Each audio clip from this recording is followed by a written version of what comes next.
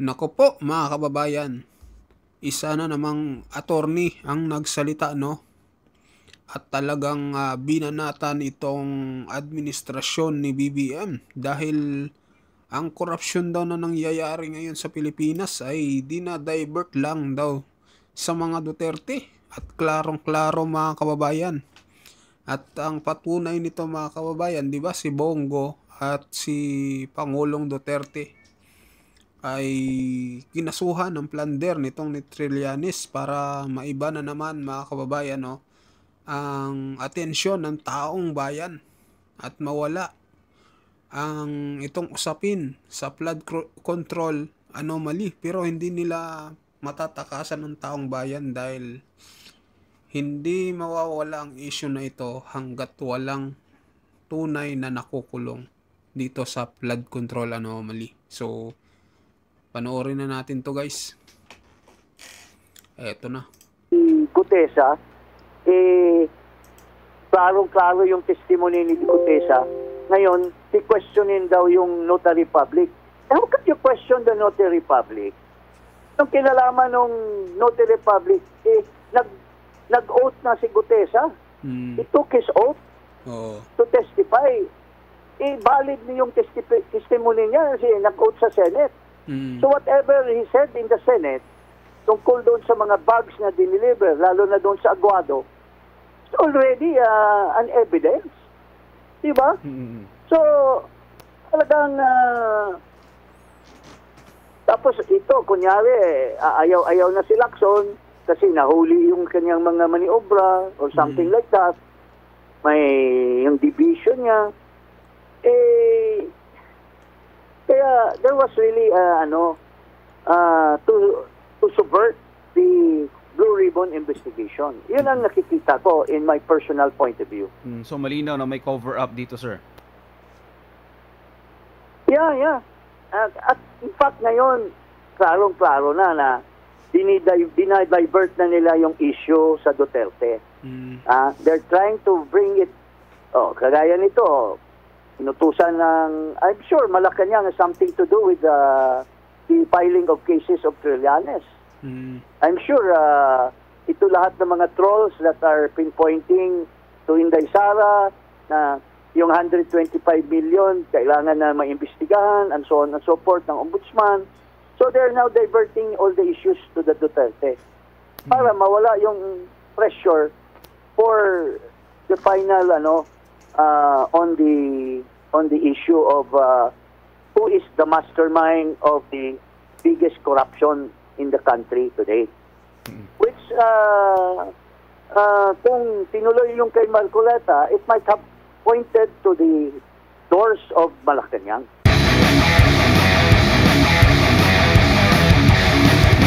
Sir, hindi po ba kayo nagtataka na parang tila nag-iba yung storya pagkatapos na pumasok po itong ICI kumpara doon sa Senate Blue Ribbon Committee na pinamunuan noon ni Senator Rodante Marcoleta, sir?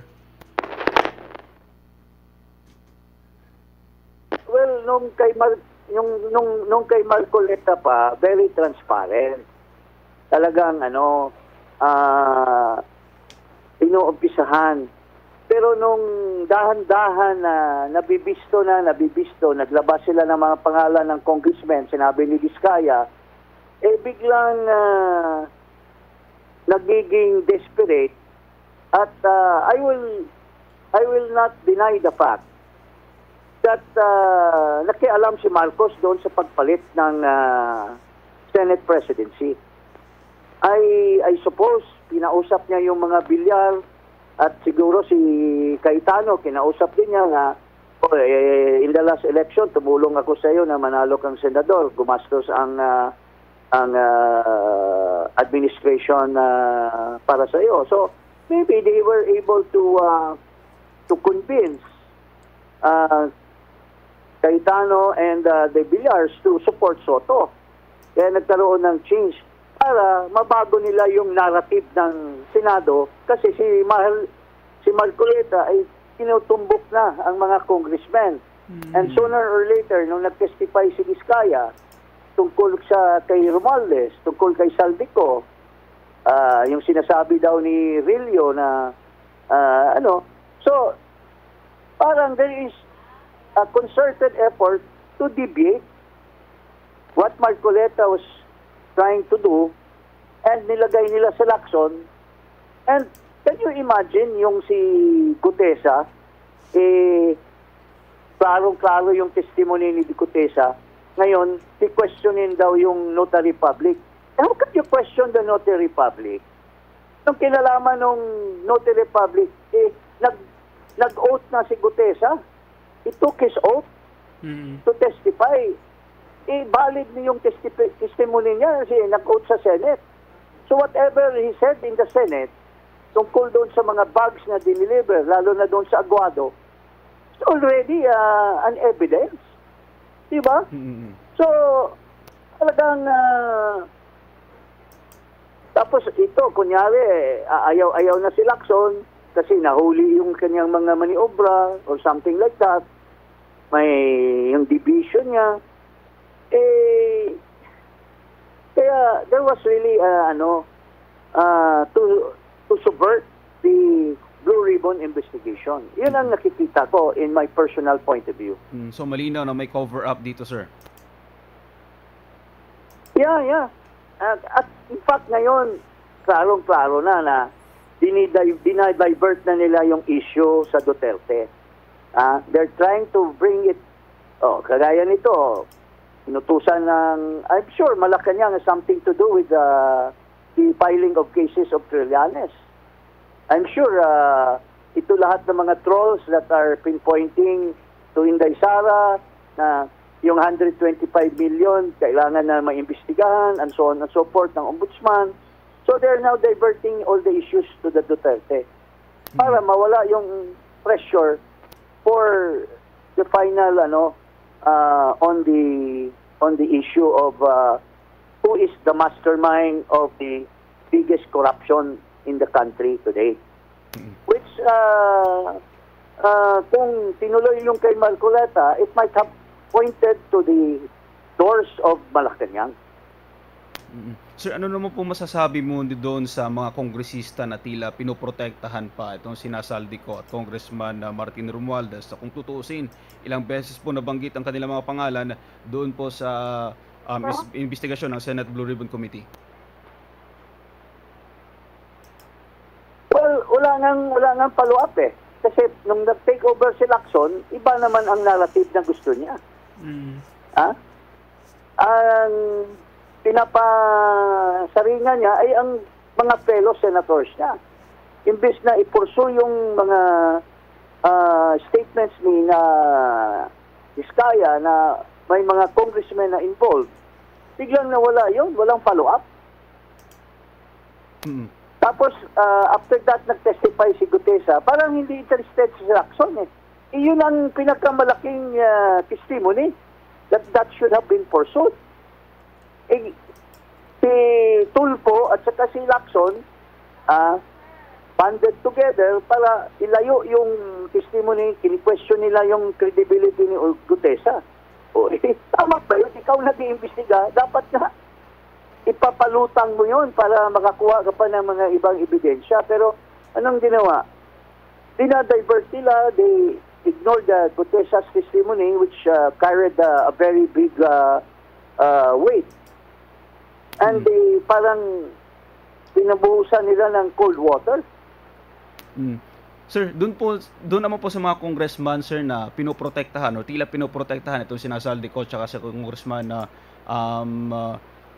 itong si Congressman Romualdez. Ano po masasabi po niyo dito, sir? Ano po masasabi po niyo, sir, doon po sa mga congressman na tila pinoprotektahan po si Nazaldico tsaka itong si Congressman Romualdez po, sir? Well, that's natural kasi siyempre itong mga congressmen na ito, they benefited from the insertions. Do you really think that they would have gotten these insertions kung walang pahintulot sa pinakamataas na opisyal ng Kongreso? Walang pahintulot doon sa chairman ng Committee on Appropriations. Lahat yan dumadaan doon eh. Kasi yung NEP, galing sa ano yun sa DPWH at papuntang DBM at i-present ni Marcos sa Congress. Yung mga insertions na marami, 1.2 trillion in total for the last 3 years, galing sa House yan Tapos sumang-ayon na lang ang Senado doon sa BICAM. So, pagkakaroon ba ng insertion sa mga congressmen kung walang pahintulot sa leadership? Kaya, siyempre, they are very highly protective of the people who made it possible for them to allegedly make money in the flood control program. Sir, ano naman po masasabi po? They are protecting each other, Okay? Yes, sir. Hello? Yes, sir. Yes po. Sir, ano po masasabi po niyo doon po naman po sa pagbisita ng representante po ng Embahada ng Amerika doon po sa ICI, sir? Ano po? Yung pagbisita po ng representante ng Embahada ng Amerika doon po sa ICI. Reaction po niyo dito, sir? Well, it may be double-edged.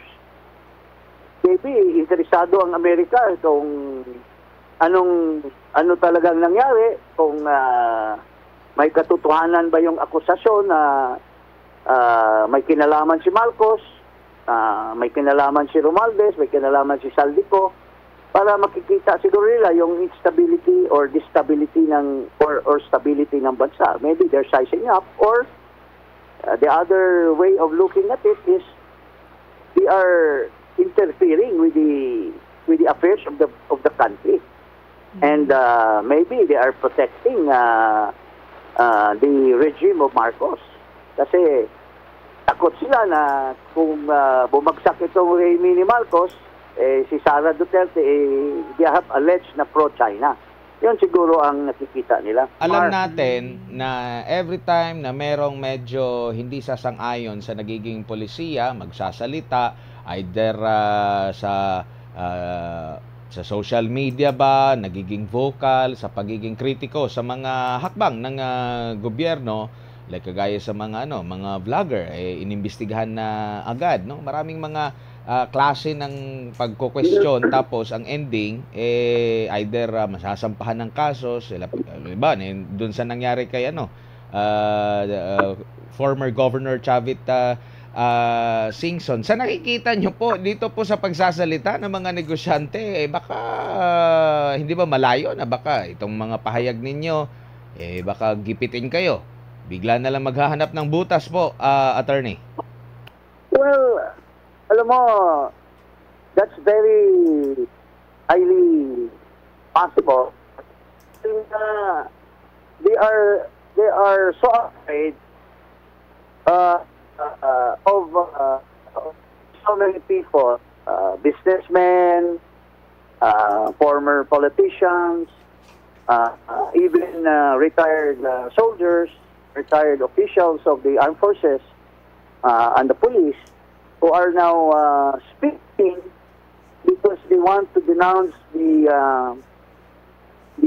government's government officials' alleged corruption, or hindi na yata alleged yan inamin na nila Bryce, nila Alcantara. So napaka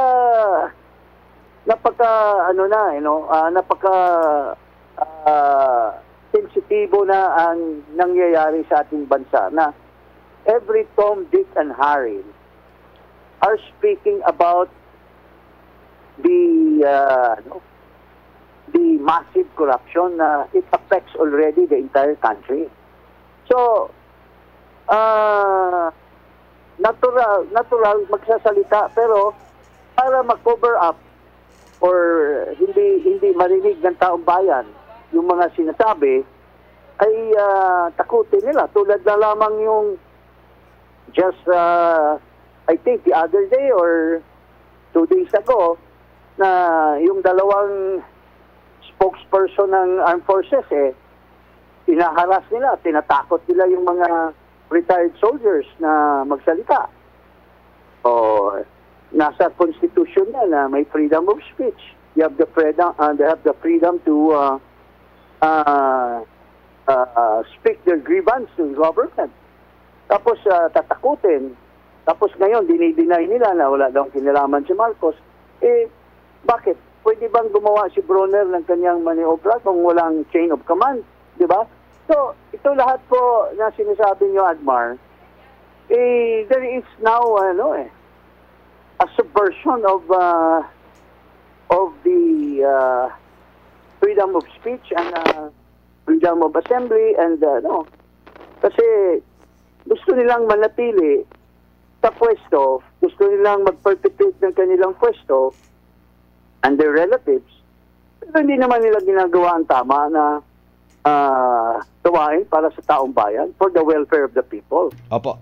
Hindi ang welfare ng tao ang inaatupag, inaalis yung pera na makapagpabuti sana sa taong bayan, inaalis at nilalagay sa mga kanilang bulsa.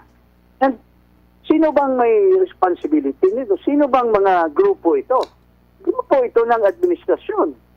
Yung mga nakinabang nito sa lahat ng mga kurakot, grupo ni Marcos Kaya ang sabi ng mga taong bayan, pagagawa ba kaya ito lahat kung walang pahintulot ni Marcos Jr.?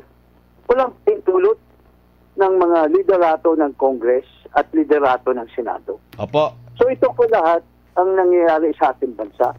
Dahil nga nagsasalita ng mga tao, iso-subvert nila. Yun po ang nangyayari, Almar. So ayun mga kababayan, ano masasabi nyo dito sa statement ni Attorney Jing Paras, no? Talagang totoo naman yung mga sinasabi niya, no, na talagang tila na dinadivert na ang issue ng corruption dito sa mga Duterte. Minsan nga sinisisi pa mga kababayan, sinisisi yung mga Duterte about dito sa corruption kahit na sila yung may kasalanan mga kababayan. So anong masasabi nyo dito? Mag-comment po kayo, mag-subscribe sa ating YouTube channel. Maraming salamat po.